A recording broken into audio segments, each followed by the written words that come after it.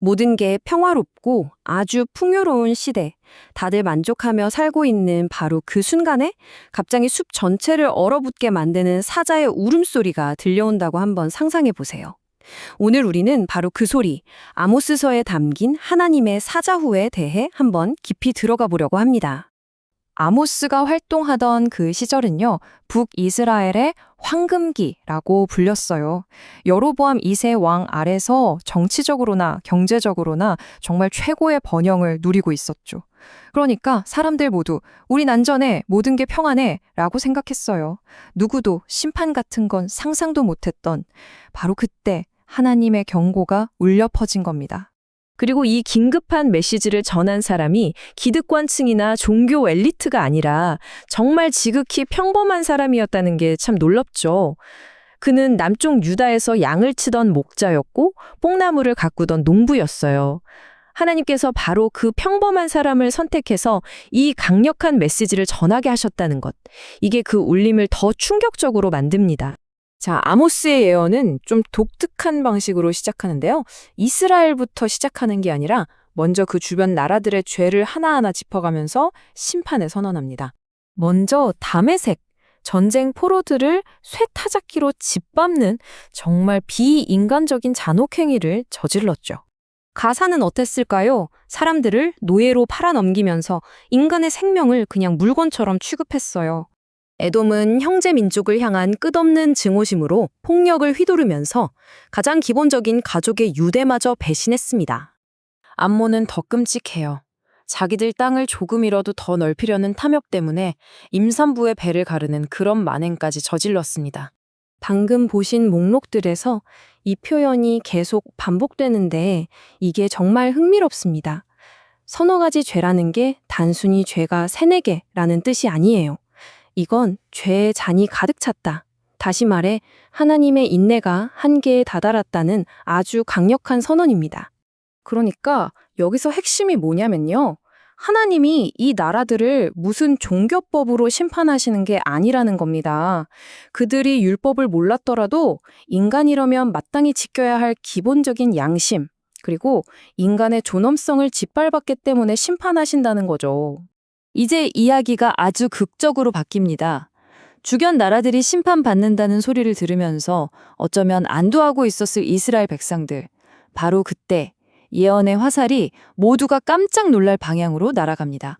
다메섹, 가사, 에돔, 암몬, 심판의 목록이 하나씩 나올 때마다 이스라엘 사람들은 아마 고개를 끄덕였을 거예요. 그래, 쟤네는 벌받아 마땅해. 하지만 아모스가 쏘아올린 심판의 화살은요. 처음부터 전혀 다른 관역을 향하고 있었던 거죠. 바로 그 사자후, 그 최종 심판의 메시지는 다른 누구도 아닌 바로 하나님의 백성, 이스라엘을 향한 것이었습니다. 그렇다면 하나님께서 이스라엘의 어떤 죄를 그렇게 날카롭게 지적하셨을까요? 그리고 그 모습이 오늘을 사는 우리와 얼마나 놀랍도록 닮아 있는지 한번 살펴보겠습니다. 하나님을 향한 이스라엘의 반역은 크게 세 가지 영역으로 나타났어요. 바로 경제적 불의, 도덕적 붕괴, 그리고 영적인 배신입니다. 이 슬라이드가 정말 흥미로운데 고대의 불의가 오늘날 우리 사회의 문제와 어떻게 연결되는지를 보여주거든요. 신 한 켤레 값에 가난한 자를 판다. 이게 그냥 옛날 이야기일까요?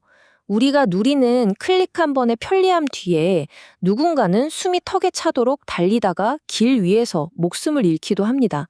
하나님은 바로 우리의 이런 세련된 무관심을 향해 울부짖고 계신 겁니다. 다음은 도덕적 붕괴예요.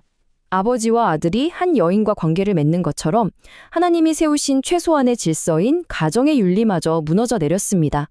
모든 게 개인의 취향이라는 이름으로 정당화될 때 성경은 바로 그 지점에서 하나님의 거룩한 이름이 더럽혀진다고 경고하고 있어요. 그리고 이게 핵심인데요. 바로 영적 배신입니다. 그들은 자신들의 삶을 불편하게 만드는 하나님의 목소리를 아예 막아버렸어요. 예언하지 마! 라고 외치면서요. 결국 자기들 생활 방식을 건드리지 않는 그런 편안한 종교를 원했던 거죠. 이 슬라이드가 그들의 위선을 아주 잘 보여주죠.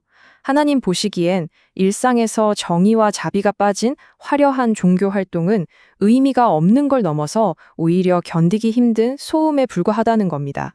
더 큰 은혜를 받았기 때문에 더 높은 기준이 적용된 겁니다. 하나님의 심판은 마치 곡식을 가득 실은 수레가 흙을 짓누르는 것처럼 도저히 피할 수 없는 무거운 무게로 그들에게 임할 거라고 경고하십니다. 자, 이제 마지막으로 가장 중요한 질문으로 한번 넘어가 볼게요. 어쩌면 우리가 지금까지 들은 이 무서운 사자의 울음이 우리가 생각하는 그런 소리가 아닐지도 모른다는 겁니다. 이 대목은 아모스서 전체의 메시지를 다시 생각하게 만들죠. 하나님의 포효는 단순한 분노가 아닙니다. 그건 사랑하는 자녀들이 죄라는 괴물에게 잡아먹히는 걸 보면서 지르시는 아버지의 가슴 찢어지는 아픈 비명이라는 거예요. 너무 늦기 전에 우리를 흔들어 깨우려는 절박한 사랑의 외침인 셈이죠. 그렇다면 이 소리를 들은 우리는 어떻게 해야 할까요? 두려워서 도망치는 게 아니라 오히려 그 절규의 근원인 하나님께로 달려가야 하지 않을까요? 우리를 심판하기 위해서가 아니라 우리를 죄에서 건져내기 위해 울부짖는 그 사랑의 품 안에서 진정한 회복을 찾으라는 도전. 바로 이게 이 책에 담겨 있는 핵심 메시지입니다.